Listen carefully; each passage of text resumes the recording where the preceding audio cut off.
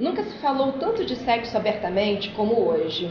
Contudo, esse tema continua sendo sempre polêmico, muitas vezes até um tabu.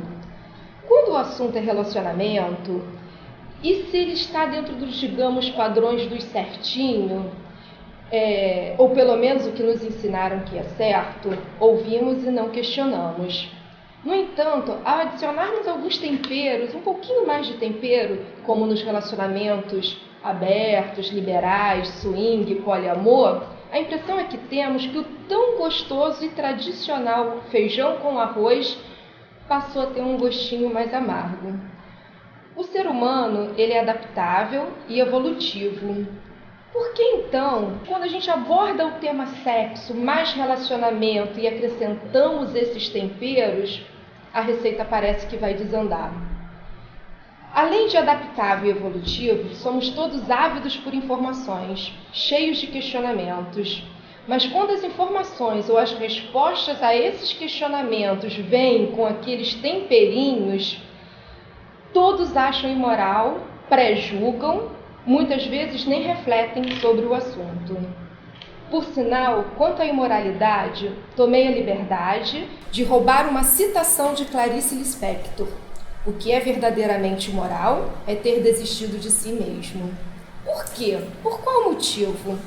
E para responder essas perguntas, quem melhor do que a doutora Regina Navarro Lins, essa mulher incrível que pensa e fala abertamente sobre amor e sexo, sem qualquer moralismo, e nos faz refletir que podemos sentir prazer e ser felizes ao degustar o tradicional feijão com arroz de uma forma, digamos, mais temperada.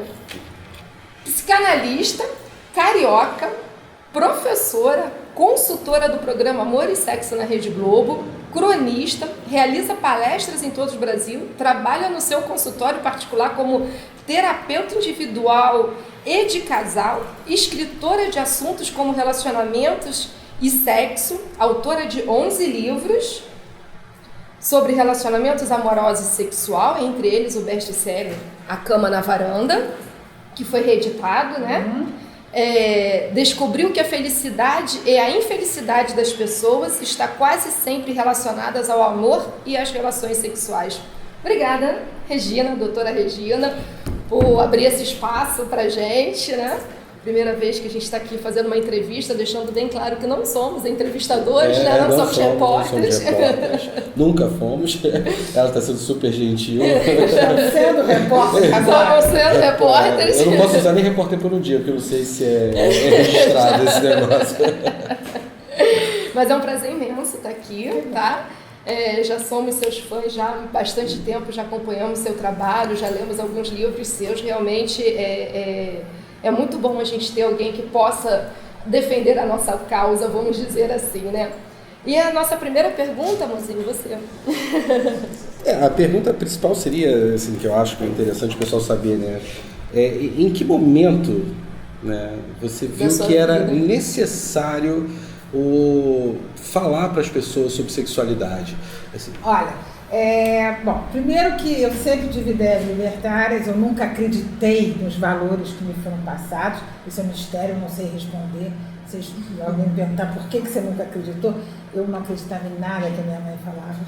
Fui criada aqui no Rio, em Copacabana, eu era criança na década de 50, aqueles valores morais, né? Muito. E eu ouvia minhas tias, minha mãe conversando, eu não acreditava em nada daquilo. E quando eu já era psicanalista há mais ou menos 20 anos, eu já psicanalista há 40, né? Então eu me dei conta de que as pessoas sofrem muito por seus medos, culpas, vergonhas, frustrações, e que é um sofrimento desnecessário. Não é necessário sofrer tanto, né? Verdade. As pessoas não precisam sofrer por essas questões.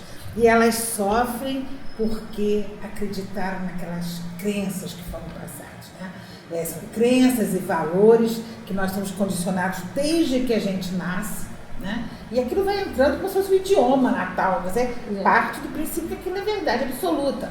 Todos aqueles valores. Tanto que eu digo assim, é fundamental a gente refletir sobre as crenças e os valores aprendidos para poder... A gente tem que se livrar dos preconceitos, tem que se livrar do moralismo. São muitos, né? São muitos. E cada um... Agora, tem uma coisa muito interessante. O momento que a gente está vivendo hoje, a gente percebe que os valores tradicionais não estão dando mais respostas satisfatórias. Isso todo mundo sabe, né? Porque até um tempo atrás, quem não se enquadrasse no modelo era discriminado.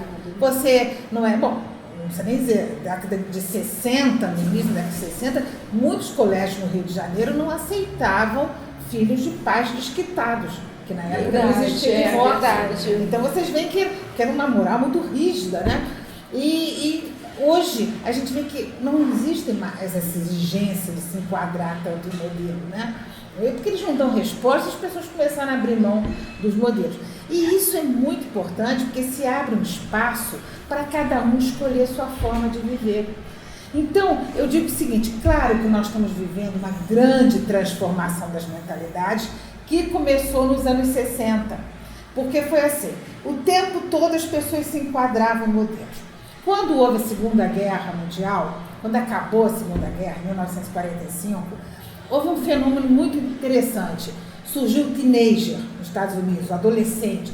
Pela primeira vez na história, os jovens começaram a questionar os valores dos pais. Porque o que foi a Segunda Guerra? Terminou com 2 bombas atômicas, né, em Nagasaki, Hiroshima, destruindo milhões de pessoas.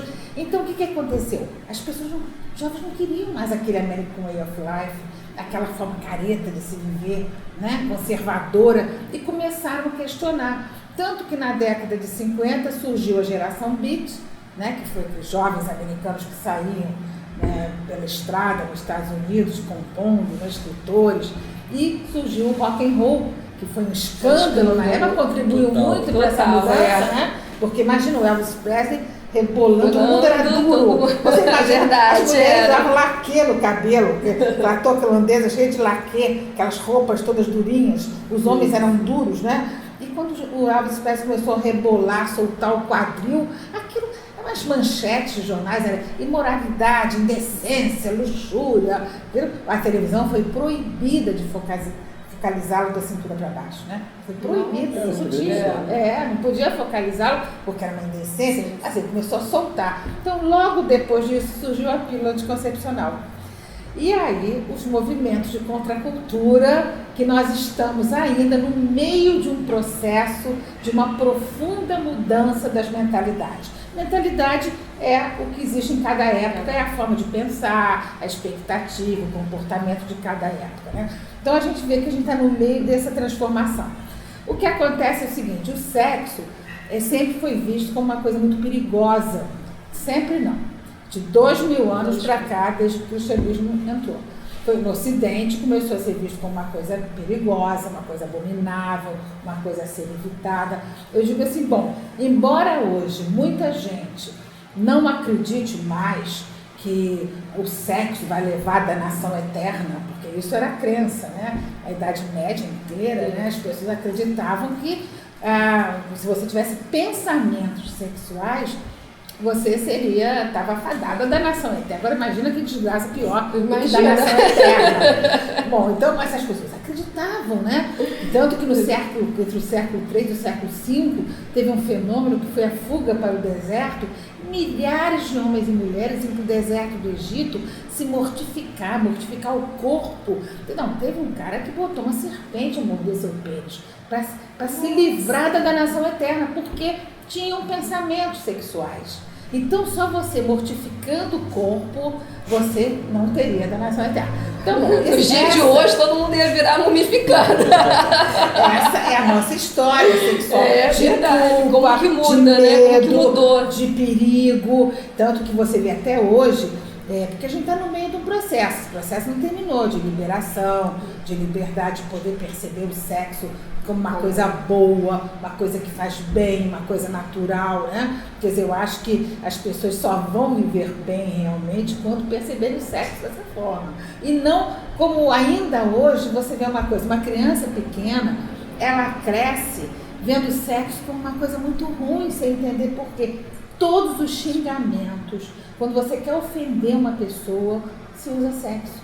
Você começa a pensar nas ofensas, começa a raiva de alguém, não tem que não tenha sexo no meio. Não tem, verdade. Então, quer dizer, você não precisa nem dizer nada, todo mundo para, todo mundo aí, começa a pensar todos.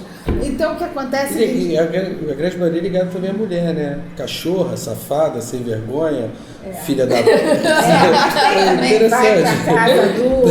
É verdade. Então, quer dizer, está tudo ligado a isso. Agora, você imagina uma criança pequena, uma criança de 2 anos, ela está crescendo, se socializando. Que imagem que ela faz do sexo? Uma coisa horrorosa. Está vendo uma briga ali, tudo sexo. Ali, tudo é ligado a sexo. Então, é claro que as pessoas sofrem com sexo, com medos, culpas, então, vergonha. Mas a gente está nesse processo de mudança. O importante do momento que a gente vive, eu acho que é cada um poder escolher sua forma de viver. Isso é fundamental. Sem dúvida. Então, eu acho que não haver modelos é muito sério, é muito importante.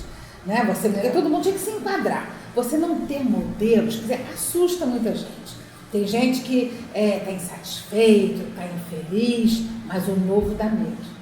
Por isso é que existe tanta reação. Mas o novo sempre deu medo. O novo assusta, o desconhecido, né? Dá medo, você não sabe onde está pisando. Então tem gente que está insatisfeito, que gostaria de ter novas experiências e outras coisas, mas se agarra ao já conhecido porque fica muito assustado. Com a mais novidade. estável, vamos pensar assim, é mais estável. Mais fácil. É mais fácil você... Agora, eu acho assim, eu jamais proporia a substituição de um modelo por outro. Eu acho que a grande vantagem da época que a gente vive é cada um poder escolher sua forma de viver. Isso é que as pessoas têm dificuldade de aceitar, que outras pessoas vivem diferente dela, escolham outra forma de viver. Então, eu sempre digo assim, se alguém quiser ficar casado 40 anos com uma pessoa e só fazer sexo com ela, tudo bem, direito que ele tem. Ninguém tem direito lá a impedir ou agredi-lo porque ele não está fazendo sexo com 3. Quer fazer só com aquela pessoa. Agora, se alguém quiser ter 3 parceiros fixos estáveis, ou não ter parceiro fixo estável, quiser transar com várias pessoas, ou quiser transar em grupo, também tem direito. O importante é que cada um escolha como quer viver. Isso é muito legal você ter tocado, assim, vou te cortar, mas não estava nem dentro do roteiro. Todas as entrevistas que eu acabo vendo sua, as pessoas, eu não sei o que acontece, mas o que dá a entender é que você quer sempre mostrar um modelo ideal, mas você colocou agora de uma forma que eu adorei. Eu não sou contra e nem quero que troquem. Exatamente, porque as pessoas acham que ela quer evangelizar, não é isso. Você só quer que as pessoas pensem, as pessoas vendem uma imagem até da Regina Navarro Lins, né? Eu percebo isso às vezes, né? Que é a pessoa que quer mudar a forma do comportamento humano. Sim, quer, mas de uma forma que a pessoa pense, reflita e mas escolha. Mas você sabe por que as pessoas veem assim? Porque quando uma pessoa está cheia de preconceitos, ela tem todo aquele moralismo, ela não consegue nem ouvir o que o outro está dizendo, que não lhe agrada. Exato. Então, é muito mais fácil dizer assim, esta mulher é louca, quer forçar todo mundo a fazer sexo a 3, ou quer forçar todo mundo a ser infiel. Quer dizer, as pessoas não ouvem o que elas não interessa elas ouvirem. Porque isso, eu falo com frequência, escrevo nos meus artigos, gente, o importante não é substituir um modelo por outro, seria um absurdo. Agora, ninguém mais pode ser monogâmico, é obrigado a ter 3, 4, 5, 6 Ótimo, você fala isso. Né? Então, quer dizer, eu acho que é isso que as pessoas têm que refletir. Se você não... Porque, na verdade, a gente tem que escolher se a gente quer viver bem, realmente. Eu acho que a vida, até prova em contrário, é só essa que a gente tem. Pode ser que não seja, mas até prova em contrário. Então, a gente tem que viver bem, tem que se empenhar para viver bem. E eu acho que passa por essa reflexão do que eu quero para minha vida, o que me daria prazer, o que eu quero experimentar. Mas os relacionamentos já estão evoluindo mais para essa situação, né? Eu acho que está havendo uma grande mudança. Eu acredito que daqui a algumas décadas muito menos pessoas vão querer se fechar numa relação monogâmica a 2. Muito mais gente vai optar por relações mais livres, mais soltas. Terminamos aqui esse bloco, né, esse bloco desse vídeo. Os nossos vídeos são sempre assim. Relaxa que é sempre assim. Temos alguns gravados. O bloco desse vídeo com a doutora Regina. E a gente vai continuar na segunda parte do bloco do vídeo do bloco. Não importa. Falando sobre relacionamentos liberais, swing, poliamor, a diferença de cada um, né? Sobre se um relacionamento aberto ele é infiel ou não é, se existe a traição dentro de um relacionamento aberto, né? Então vamos voltar daqui a pouquinho. Olhou pra mim pra quê? Repete de novo. Conta até 3, repete de novo. Vamos voltar daqui a pouquinho. Vamos voltar daqui a pouquinho, tá? No próximo vídeo com a doutora Regina Navarro Lins.